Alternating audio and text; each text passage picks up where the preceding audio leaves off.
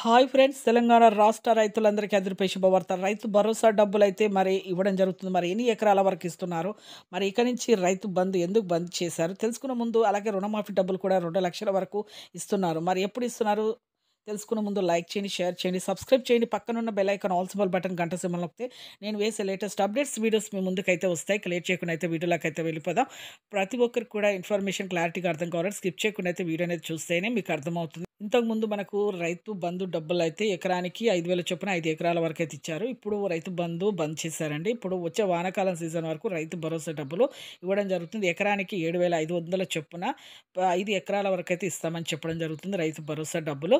అలాగే మీరు MPC, eKYC చేసుకున్న వారికి మాత్రమే వస్తాయని చెప్పడం జరుగుతుంది.